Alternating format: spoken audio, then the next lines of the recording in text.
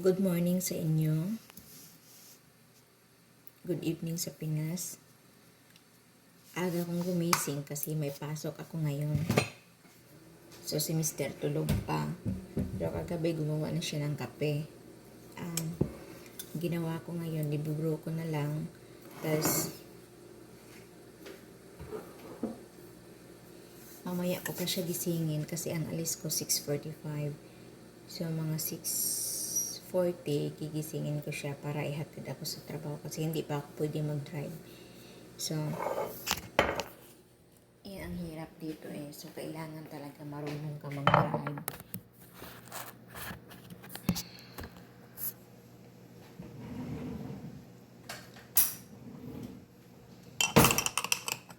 Hindi na ako nakaabang ng mga nag-live sa YouTube. Minsan na lang. Pag break time ko, sumisilip ako sa YouTube. Kung may may nagla-live.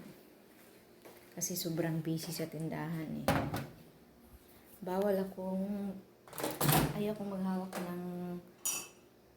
Ayaw maghawak ng telephone guys. Yung iba naman, dala-dala, bit-bit nila yung telephone nila.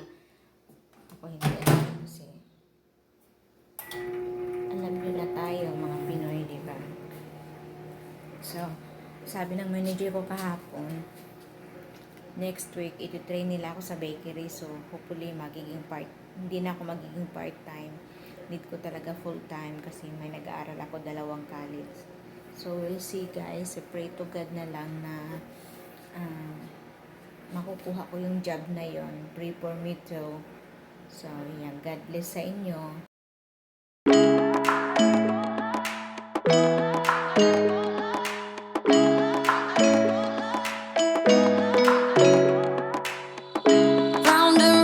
Go losing self-control.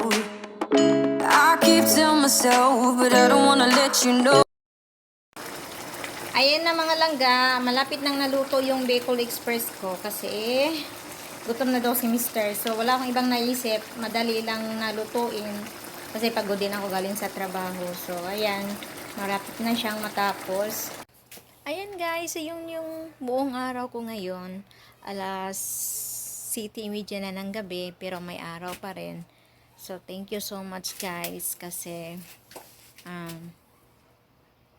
ibang araw na naman na natapos. Thankful tayo kay God. Tsaka, salamat sa panunood. Hanggang sa ulit. Please subscribe. Thank you sa mga tumutulong sa bahay ko. Maraming salamat talaga sa inyo. So, God bless everyone. Bye-bye.